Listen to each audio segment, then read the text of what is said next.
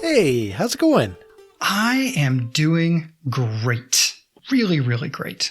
I have moved into my office in my house, which I'm super excited about, though I'm curious about our recording today and if it's a little echoey because I haven't fully moved all of my furniture in yet. So I'm kind of in a big open room. Well, okay, I'm in a medium to small size open room, but man, I just was working a few minutes ago, looking out the window on these beautiful trees with my one bonsai tree being the only thing in the picture window. It was beautiful, and I am loving being in this space. That's great. Well, welcome to your new space. Thank you. How are you doing? I am doing great. I have had this week off, and so I've gotten a bunch of things done, like repairing a chicken coop and editing some episodes of our podcast. We even triple recorded this week or something. So a lot of podcasting and lots of time at home with my family. Got to watch my son compete at districts, and he is now going to state in the shot put. And so, yeah, I'm super excited for him, and it means I get to take more time off of work too. Man, well, I am sorry you were all cooped up. Oh, boy, you really held that throughout my whole I was waiting. soliloquy. I was so excited to use that. Yeah. I feel good about myself. I'm glad you could get that out of your system. Well, what's on your mind? Man, I am excited. We are talking about our second Revelation book today. Assuming we are both on the same page, we just finished reading Revelation Through Old Testament Eyes by Tremper Longman, who is Is that the book we were supposed to read for today? Uh-oh. Yeah, okay. Yeah, no, you read it. I know you read it. But yes. Tremper Longman, who is a giant in the field of biblical studies. Right. And I don't know that I've specifically read anything else by him. So I was so excited to read this book and then incredibly excited to use this as a moment to dig into Revelation, now layering this book on top of the last book we read. I know. I was looking forward to this too. This is actually my first official Tremper Longman read as well, though I have read other works that have either been compiled by him or edited by him. I think he does a lot of kind of the meta publishing kind of stuff. And so something that is authored specifically by him, this is the first time I've read anything. And as much respect as I have for him as a scholar and as somebody working in the field and all of that, I didn't actually love this book. I think we're going to have a good conversation, but I just didn't love the book. I didn't either, but I'm giving the book a pass. Okay. Because why I didn't like the book, I think actually makes it an excellent book. But before I say why I didn't like it, why didn't you like it? Okay, well, it's Revelation Through Old Testament Eyes. What I wanted out of this book was a deep dive into the Old Testament context that helps illuminate what's going on in Revelation.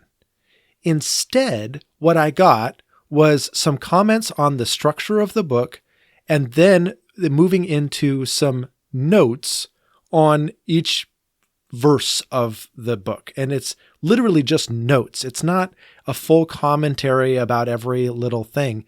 It's just, hey, this is kind of what this means, or this, it's just very chicken scratch type notes. I felt like it was the outline of what he should have written, not the actual thing he should have published. Okay. With that in mind, I will say that I would agree with at least the majority of what you're saying. What I had hoped for was a book that was not even trying to be a commentary. I actually think that for the content of this book, taking the form of a commentary, which he did, was the wrong format. I would have loved a, say, 10-chapter book on 10 main themes, concepts, or ideas that you need to know from the Old Testament and how they play into the book of Revelation. Yes. Yes. That's what I thought I was getting into. Mm-hmm. That said, for what he was trying to do, which is sort of a commentary-ish book sprinkled with generally ideas from the Old Testament, I think this had a lot to recommend it. First of all, I think he did one of the things that annoyed me about reading it is how repetitious it was. He repeated himself over and over again when he was doing a major he has these sections that are like, through Old Testament eyes, and then he would talk about the topics that actually were the things I was interested in. Mm-hmm. And those were almost pull-out boxes interrupting the regular, verse-by-verse notation. Right. And so he would sometimes talk about the same thing and reference back and forth. So there's a lot of referencing back and forth, a lot of, I said this before, but let me say it again here. Yeah, I was constantly being reminded as I listened to this book that this was designed to be a reference book, not a read-through book. And so that is very true. It really does function better as a reference book. Yeah. And so if I give it permission to be the commentary it wants to be, I definitely think more highly of it than if I ask myself, did it accomplish what I was hoping it would accomplish? I would still love somebody to write the book I want. But, with those thoughts, I'm curious, what did you like about the book? Yeah, I mean, I did like some things about the book, even though on the whole, it was kind of a disappointment for me. I really felt like some of its strengths are, like you talked about, some of the structure. He really does a good job of pausing every now and then and saying, okay, we're about to go into this section, and here's what the structure of this section is trying to do. And so if we can today, I'd love to talk a little bit about the structure of the book and how some of these big rocks, if you will, kind of fit together. And he also does a good job of defining some of the symbolism. Now, it's not going to be like a perfect, oh, this is what this means, but just helping you understand how to read this symbolism. So I felt like that was really good. I'm hoping we get a chance to talk a little bit about symbolism as well. But kind of before we get there, maybe we should do what the title says it's going to do, which is look at the way that Revelation uses the Old Testament. So what are your kind of big takeaways from how Revelation uses the Old Testament? Yeah, this is really interesting to me. There's two ways we can look at this. We can look at some of the specific examples, but before we do that, there's a methodology of how the Old Testament is used that's very interesting to me, and I think instructive to us as believers. And if I read both what Longman is saying and what is happening in the book of Revelation correctly, what didn't happen is that John, as he was writing the book of Revelation, I don't think he was asking himself, how do I intentionally cram as many images, ideas, allusions, or quotes about the Old Testament that I possibly can into 22 chapters? Right? Yeah. I don't think he had a copy of the Old Testament open next to him, and he was thinking, okay, I just had these visions. Let me reread Daniel, Isaiah, and Ezekiel so that I can get the proper language and, sort of transpose what they said and merge it with what I just saw and see what happens. Right? No, because this is the water that he swam in, right? We use that analogy a lot. This is literally their whole cultural context as Jewish, or in this case, Jewish Christians. These are the stories that they would recite together as families, as communities, as a nation. And so it wasn't as though he had to try to think really hard about what images.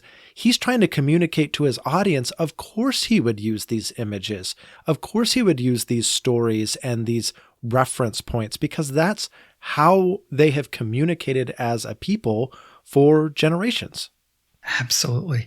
And this is where I think this offers us a way of approaching Scripture that is in continuity with our first century believer parts of the family that is a little bit different from maybe how we often approach the Bible today.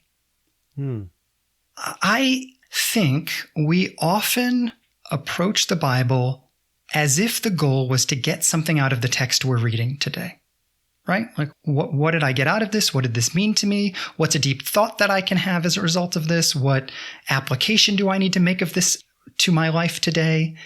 But it's always this text to me. Whereas for people like John, the value of reading the Bible today is that it's snowballing with all the other days that I read the Bible. Like you said, it's the water that I swim in now because I've spent so much time reading it that it's infiltrating everything about me, permeating everything that I think about, so that when I have this vision from God, I automatically interpret it in Old Testament language or in biblical language. You know, I was really reminded as I was seeing the way that John swam in the scriptures, I was actually reminded of the way that you often now read the Bible. If I understand correctly, generally speaking, whenever you drive to work, every time you drive to work, you just listen to some of whatever book you're focusing on. Yeah. For a long time, it was Isaiah. Now it's Revelation, right? Yep. And that reading is divorced from any quote unquote quiet time that you would have. Sure. Which is, I think, wonderful. Because all you're asking the Bible to do is sort of roll around in your head. And your expectation is, if I listen to this enough times, something's going to stick. Yeah. Well, and I think about that even with John and John's audience, right? They have lived with these stories over and over and over again. Mm-hmm. And so not only the content of individual stories, but the patterns that emerge from the stories themselves start to become clear. So to dive into some examples, honestly, this is where I really love what Longman had to say about Revelation's title, Babylon the Great. And he says, Babylon the Great was not meant as a code that others would not understand, but it was meant to draw correlations between Rome and Babylon. So he's referring to Rome as Babylon the Great so that the audience will make correlations with Babylon.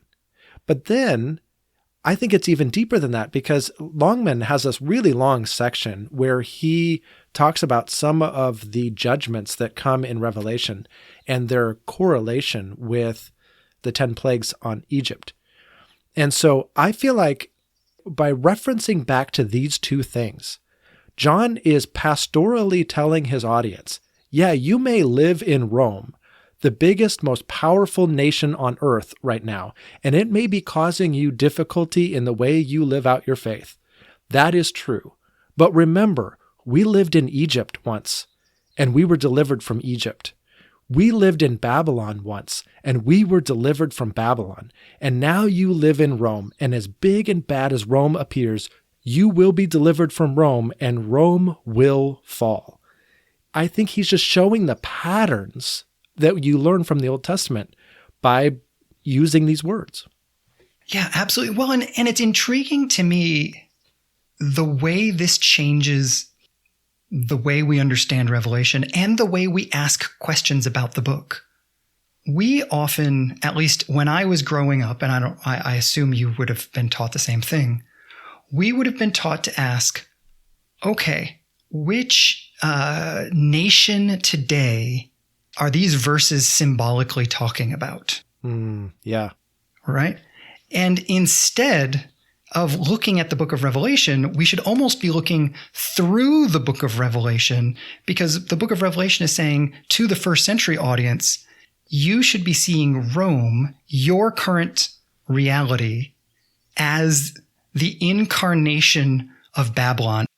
And so if the first century church should have been asking, how is Rome the incarnation of Babylon? I think asking this question with any ignorance of the Old Testament is complicated for us today, because we shouldn't be asking, what nation today is Revelation talking about? But how is the nation that I live in an incarnation of the Old Testament reality of Babylon? Right? He's saying to his audience, you can't understand your modern contemporary reality without seeing it through this lens. Yeah. Yeah. And that's something we really touched on in our last episode that I thought was really, really challenging, because this text, the text of Revelation, is inviting us to critique our current experience in light of ancient Babylon, even Egypt, and even Rome, because we're at a different point in time. We can even look back at Rome's example. And I'm also just struck by how well John knew intimately a lot of big chunks of the Bible, right? Like there are books he refers to over and over and over again. Oh, goodness. Yeah. And it's fascinating because we happen to be reading this book and doing our Revelation study at the exact same time that we're kicking off our Summer in the Psalms series. And so in our world, we just recorded an episode on Psalms 1 and 2. And then not only Psalms 1 and 2, but all of the Psalms get used pretty consistently in the book of Revelation. And it's amazing to me how well John knew a bunch of different books, right? Psalms, Ezekiel, Daniel, Isaiah. He knew these books so well, but then each individual psalm, particularly Psalm 2, really got brought up a lot. Yes. Had we not done these two things so close together, I don't know that I would have caught it. The number of times, even just the staff of iron or whatever. Right. Is referred to, that is clearly a reference back to Psalm 2. It blew me away because we talked a lot in our Psalms 1 and 2 episodes about the idea that Psalm 2 was clearly interpreted by the New Testament authors as a messianic psalm. And for John, it almost feels to me like, and I know we could say this about any of these, but there's a way in which Psalm 2 provides the key to understanding everything that John is trying to say about the book of Revelation, about the warfare that's going on. And he clearly sees the Lamb, the Messiah, in the midst of both of these stories. Well, yeah. And I mean, if we use Psalm 2 as an example, it's not just the fact that he sees the Lamb in these stories, but he sees the raging nations from Psalm 2 in this story. Yes. And the raging nations that are trying to cast off the shackles of God and not do things his way and just in active, open rebellion against God. John uses that imagery to talk about the Battle of Armageddon, right? Like this, which is an uncomfortable phrase we'll probably have to unpack a little bit later, but this final battle of Jesus, the Lamb, versus the raging nations who are in active rebellion against God, and how they meet at this mountain and have this climactic battle. He pulls so much of that imagery from Psalm 2, and I think that's fascinating. Yeah, absolutely. The whole seals, trumpets, bowls, judgments that happen all feel like the outworking of Psalm 2. He seems to see this clash between the raging nations and the king who is scornful, dismissive, and establishing his own authority through his son, all as the story of the world, sometimes writ small, sometimes writ large, but the story of the world. And just the ways in which he has processed that are just fascinating to me. Well, it is. And I love the way he's using the Psalms. I love the way he's tying these things together. But I was honestly a little disheartened to know that so much of Revelation is not just based on the Psalms, but based on imagery that we get from Ezekiel and from Daniel. And I tell you what, like, if there is a New Testament book that I have ignored, it is Revelation. If there are two Old Testament books that I have ignored, they are Daniel and Ezekiel. Yeah. Yeah, no, I'm right there with you. And again, I think the way he takes Ezekiel is instructive to me. The way I want to read Ezekiel is very limiting. How do I figure out what this means is a very limiting and somewhat stressful question. Yeah, very stressful. Yes. He seems to be asking, not how do I understand what it's trying to say, but how does it help me understand the world I'm in?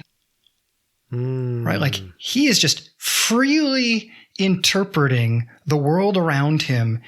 When it gets into your heart and your blood and your eyes and your veins, suddenly you use it differently. And the point is trying to just cram it in there.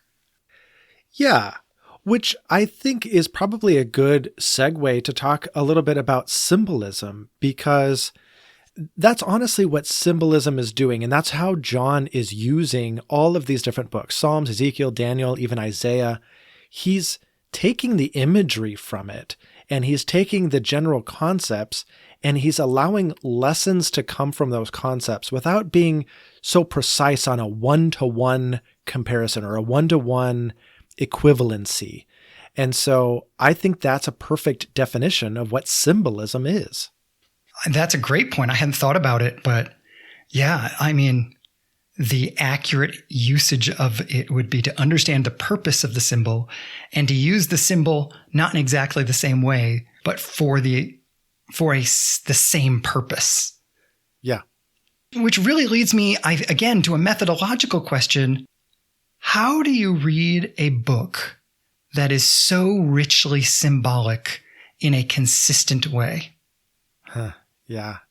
I was reading in Revelation 21, and the end of the chapter is all this deeply symbolic imagery about the New Jerusalem. And yet the beginning of the chapter is this imagery about God living among his people, and there will be no more tears and no more crying and no more death and no more pain, because God himself will be their God and will be among them. And it's quoting kind of this language that the Bible has used over and over again. But I found myself thinking, well, clearly the New Jerusalem stuff with the pearl gates and all of that, that's symbolic. But this stuff about God, that's not symbolic. And I found myself thinking, I have no idea that if I can articulate a coherent way to read consistently in moments like that, where I'm not just arbitrarily deciding what's symbolic and what's not. Well, right. And it does feel very arbitrary at times, because even, the experts, the commentators that we go to disagree about when to treat something symbolically and when not to. And I think the most perfect example, the kind of the elephant in the room when you talk about the book of Revelation, is the violence. Is the violence symbolic, or is it literal in some way? And so when we read Michael Gorman's book, the previous book, he really took this as symbolic to say, look, the text describes that Jesus comes with a sword in his mouth. And so this is not him wielding a sword in battle, cutting down his enemies. This is him speaking words of judgment, and the actual violence is symbolic of the destruction that comes from his words. Whereas Tremper Longman, he takes the opposite approach. I think he quotes another scholar, I forget whom, that basically says, just because this is symbolic does not make the violence any less violent. It might not play out the exact way, right? It's symbolic of whatever sort of violence happens, but it's still violence nonetheless. And so to what degree even do we interpret a symbol as a symbol? Yeah, I was really intrigued by this because I could sense the flavor of Gorman in the book we were reading before, and he really made a big deal about this. And it was fascinating to me that Longman takes a very opposing view. Not that they would want to get in a fight or something, but on this particular point, they think two different things. And I actually wonder, I'm curious where you land on that. What are your thoughts about that? I am still deciding. Just my 21st century lens really doesn't love the violence. And so if I can explain it away and feel good about it, boy, that sure would make my day. But the Bible doesn't operate based on my 21st century preferences. So I need to be more faithful to the text than just let me try to defend my preferences. And so I'm trying to step back and be more faithful to the text. And I think there is a good argument to be made that this is not as violent as we might think, that this is largely symbolic. But I also think there's arguments to be made on the other side, and a more plain reading of the text would indicate that there is some sort of violence, be it psychological, spiritual, physical, whatever. And so I think Longman may have a point. The problem is I didn't feel that Longman went into the specifics of that very well, so I don't think he argued his point well. And I would like to read better treatments of both sides of the argument. First of all, absolutely. I would love one of those like five sides views on this particular topic. Exactly. Going back to just the interpretation in general and how do we deal with symbolism, right? I think the disciples and all of the first century Jews expected the Messiah to come and conquer Rome. That is what they expected, because the Old Testament seems to say that he's going to put the nations to rest. The Messiah is going to deliver them. The government will be on his shoulders, right? All of these things that they thought, oh, that means he's going to come and conquer the way I expect him to come and conquer. And Jesus did come and conquer, but he did it in a way that nobody expected.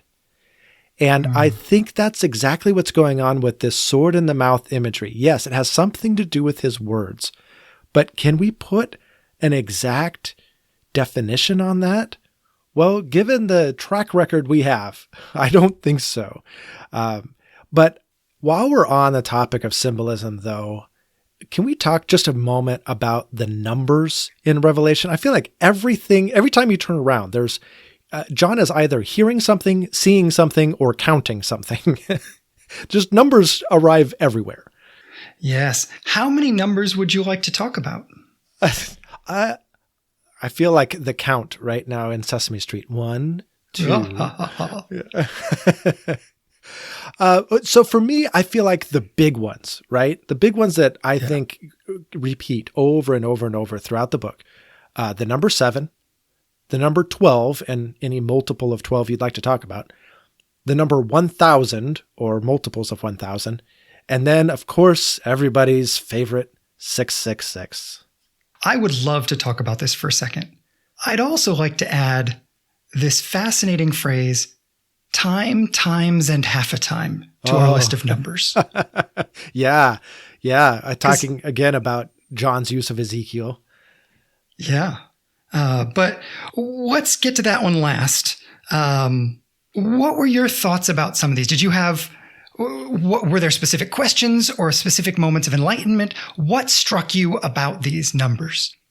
Yeah, I don't know that any of this is going to be shocking to the audience, or it was necessarily shocking to me, but I just found it very helpful to say, okay, whenever you see the number 7, we're talking about perfection or completion, right? Which is why we have the 7 seals, and we have the 7 trumpets, and we have the 7 bowls, talking about God's judgment being complete or perfected or at an end.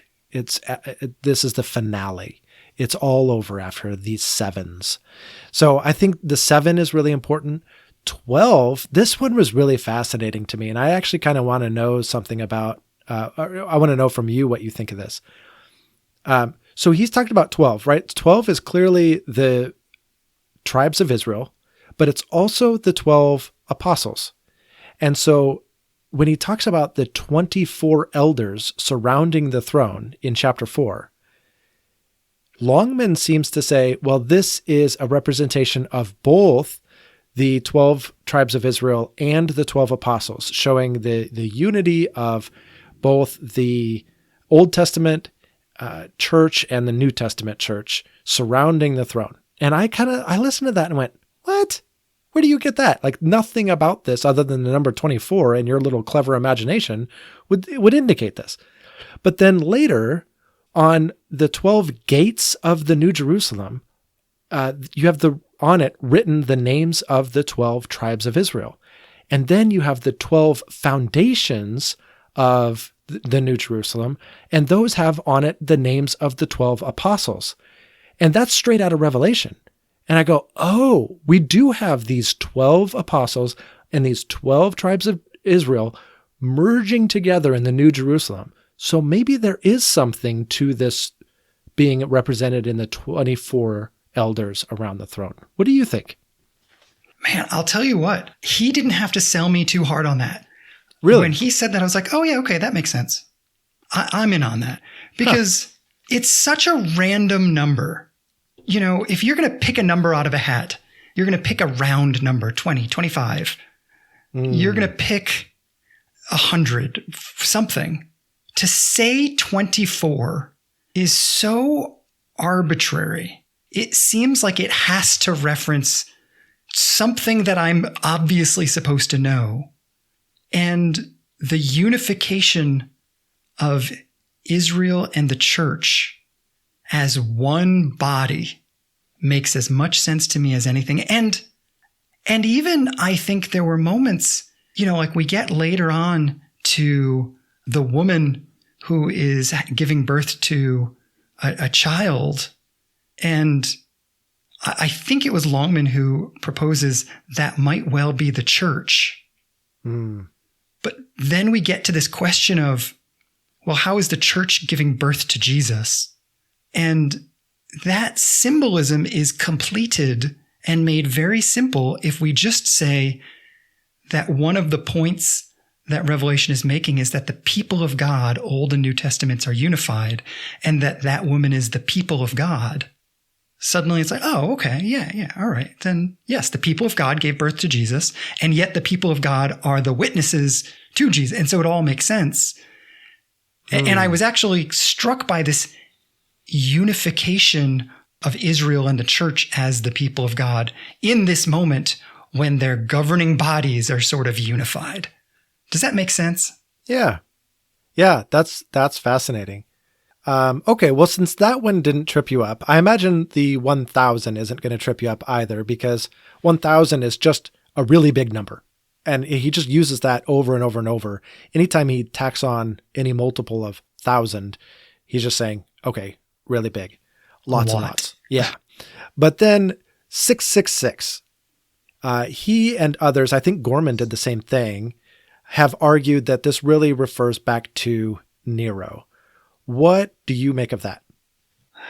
That makes as much sense as anything. I mean, if my two interpretive options are 666 means Nero or whatever it is that the Left Behind series told me to think, if those are my two choices, Nero makes as much sense as anything. And what actually is the most intriguing to me is how much John pauses and says, hey, this is really important. You should pay attention because the wise can figure this one out. Well, and he even says this is the number of a man. Like, he literally says it's the number of a man. So, like, hey, we're talking about a person here. But yeah, the clinching argument for me is the fact that, so this is kind of built on the gematria, the Hebrew numbering system, where you take a letter of the alphabet, give it a number, and you start adding things up. And you can write Nero as neuron. And if you do, and you do that in Hebrew, then you add all these letters together and you get 666. But what's fascinating to me is you can also write it in Hebrew as Nero, in which case you get the number 616. And there is actually a Greek textual variant. There's a manuscript that uses 616 as the number here instead of 666. And so the fact that like you can get to Nero in either variant is the clincher for me, where it just says, okay, this is clearly meant to calculate a man's name, and that man's name is Nero. Yeah. And then I find myself asking somewhere in one of the, I don't think it was the context of the 666 number, but in one of the symbols, he says, the symbol isn't used to make it hard to understand. The symbol is used to draw or to create a sense of emphasis on something specific based on the symbolism. And so then I just find myself asking, clearly he wasn't, the issue here is not, I'm afraid of saying the word Nero. I'm just not 100% sure I buy in on that. So what are we trying to say here is the question that I land on. I don't know that I have a good answer for that. I don't either. And I'm glad we are not done with our Revelation study, because it is okay at this point to have questions that don't have answers. Yeah, absolutely. All right. So now I have to ask you about this time, times, and half a time. Oh, yeah. Stuff. Tell me your tell me everything that means so that I don't have to think anymore and you can do all my thinking for me. Go. All right. Well, I'll do all the thinking and then you have to solve the riddle. So yeah, this is something that Ezekiel used and then John makes use of as well. And in Ezekiel, it literally says time, times, and half a time. So time would be 1 year, times multiple, so it'd be 2 years. And so we're up to 3 now. And then half a time, an extra half a year. So 3.5 years is how some interpreters take it. Other interpreters take it as, no, this was never meant to indicate any particular amount of time. It was to talk about intensity and duration and the fact that something would actually have an endpoint. So it would have a time, and then it would increase times, and then it would decrease half a time, and then ultimately stop. And so is it talking about the intensification process and the fact that this ultimately has an end, or is it referring to 3.5 years? And it's fascinating that John, he seems to at times just say, nope, it means 3.5 years. In fact, I'm going to calculate it down to the amount of days or hours or months or whatever. Like he just dives all in on Ezekiel's use of this phrase as 3.5 years. Yeah, as I have read that, Longman 100% sold me on the Ezekiel interpretation of this. That time, times, and half a time meant the thing is happening, it's going to get longer and worse, then it's going to be less bad, and then it's going to get cut short. Mm-hmm. And it'll be done, I promise. That totally made sense to me to such a degree that the only way that I could really, like I wanted to sit there and say, John, you're either reading Ezekiel wrong, which obviously you can't do that, or just to think maybe John is so comfortable with all that imagery that it all gets sort of squished into when he refers to 3.5 years, or what is it? 1,440 days, whatever the number of days was, because he says it that way too. Yeah, and he also says 42 months. 42 months, like all these different things. I wondered if they're all synonymous with, guys, we all know how long this is. And we all know this is the time, times, and half a time thing. And so no matter how I say it, you know that's what I'm talking about. Man, it's quite possible. Yeah, I don't know. And I'm definitely not trying to advocate for that. I'm just saying that would make sense to me. Okay. All right. We'll go with the Josh from Missouri interpretation. Way to harmonize all of the views. Yeah, that's I don't know what else to do with that, because everything in me reacts against numbering and dating and counting and right, like yeah. And again, like you were saying about violence, my 21st century evangelical reactivity to my own evangelical past is not a good excuse for an interpretive approach. Sure. Yeah. But it is, I do have to acknowledge that's where I am. And I don't want there to be real dates and numbers in there.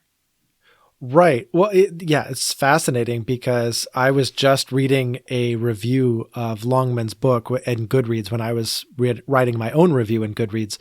And one of the commentators said, I don't remember exactly what they said, but other than wanting to get as far away from my dispensationalist past as possible, I don't really actually know much about Revelation. And I thought that is so fitting.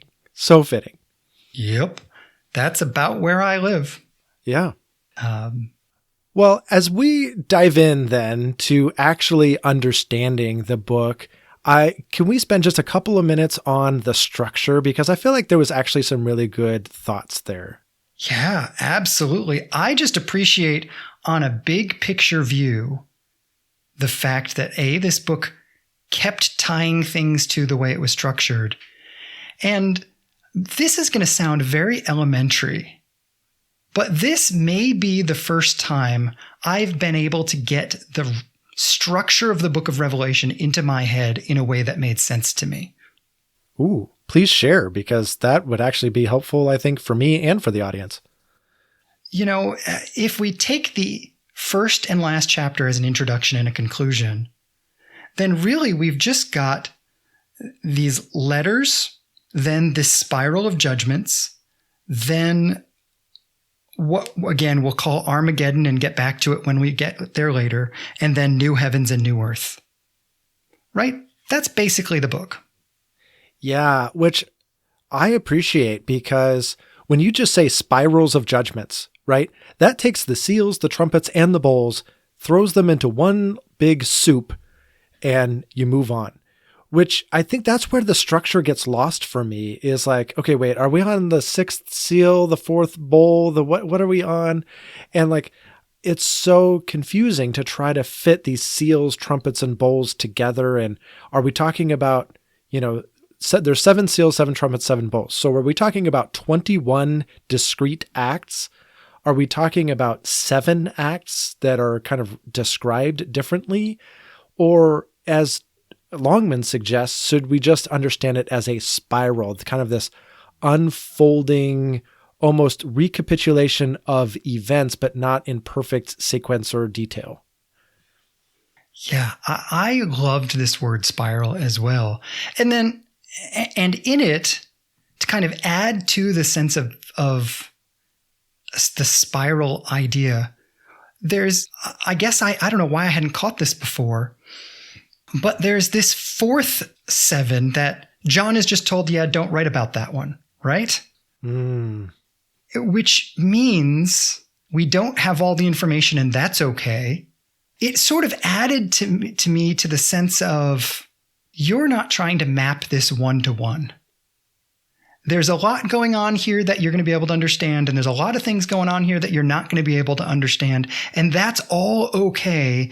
Just get the big idea here that God's judgment works in this sort of way that it is God's judgment, that he is in control. Like, there really was a sense of control for me when I was reading it. And that it'll come to a sense of completion, even if it looks like it's getting worse. Yeah, I think structurally, one of the main things that stands out to me, both from this book and our previous book, the fact that at the end of the day, this is a letter.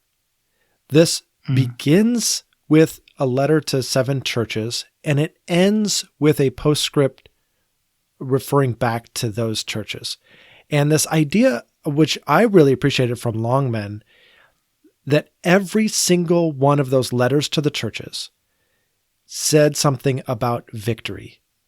And this is what it means to be victorious. In the end, not only is God in control, and there's this sense of control that's happening, but here is your part to play in the unfolding drama. What is your part? Stay faithful to the end. Period. Full stop. And that is the whole message of the book. Regardless of how you understand the seals, the trumpets, the bowls, whatever, this is a letter to the churches saying, all of this is going to unfold. God's got it under control. Your job is to remain faithful. Now do it. And that to me is so helpful in just grasping the big picture of the book and being able to apply it to my own life. Yeah, absolutely. You know, as you're saying that, I hadn't had this thought when I was reading it or even when Longman was talking about this, but as you're describing it, I'm struck by the fact that we often try to split up the seven churches into the churches that have good things said to them and the churches that have bad things said to them and the churches that are faithful and the churches that are unfaithful. Like we always kind of divide it those ways. Mm-hmm. But if we were to divide it into the churches that have the potential for victory and the churches that don't, it would be 7 and 0. Yeah. And that's encouraging. Yes. 100%. But man, I was just so struck in Longman's writing about how important it was to understand the centrality of the temple among the people of God. This idea that the temple is heaven on earth. And therefore, the temple that Solomon builds, the temple that Herod rebuilds, that Zerubbabel initially builds, are these very, very limited sort of incursions of heaven on earth. And I think this is where Revelation struck me, this image of the Lamb standing on Mount Zion. If I'm a Jewish person steeped not just in Torah, but in Torah and temple, when the Lamb stands on Mount Zion, and it feels like he's painting this sort of like silhouette image, the statement of Jesus as the temple, the incursion of heaven on earth becomes incredibly powerful. And then for him to make the argument that the two witnesses are the people of God and tying it in there, and then for him to wrap this all up in this one final image in which he says there was no temple in the New Jerusalem because the Lamb was their light and God was with them. To say that there is no temple, he says this so beautifully, there was no temple because everything was the temple. Yeah. Well, and I really marry those images with the images from the end of Ezekiel, in which like there's this river that flows out of the new temple, and up from the banks spring all of this vegetation and all of these trees and all of this new life that flows out of this river that comes from that temple. And I think of the new heavens and the new earth as this very verdant, very life-filled place where God's presence has invaded every inch of it, and all it does is produce life and wellness and completeness and goodness. And it's such a positive image. And I love that you're left at the end of this book with that image. And then, John goes back to the letter form and says, now remain faithful so that you can inherit this. And then at the very end, it ends with this great prayer. Come, Lord Jesus. We want this new temple reality. That is what we want. It's so powerful to me. And I hope that as we continue this study, the pictures that go before it, some of the structure, some of the judgments, all these different things make a little bit more sense. But I hope that we gain a real clear picture of what our reward for our faithfulness will look like, what that new temple reality, that New Jerusalem reality will look like. Yes. Which leads me to a very important thought that we always follow by a very awkward transition. Okay. Are you ready for something as important as a Which Josh question after that incredible theological and devotional conclusion? Oh, yeah, because we can't end there on a real positive note like that. We have to end on something sarcastic, that would be ridiculous. That would be other people. Yeah. Yeah. So if you want a more serious treatment of Revelation, don't listen to our podcast. But thank you for listening to our podcast. All right. Well, let's do the Which Josh then. Which Josh apparently worked for an elephant. Man, this is really a bad transition, by the way. Yes, but it does. First of all, it's me. Okay. And second of all, it ties into our study of Revelation, which is why I used it for this particular episode, specifically because it involves symbolism. Okay. All right.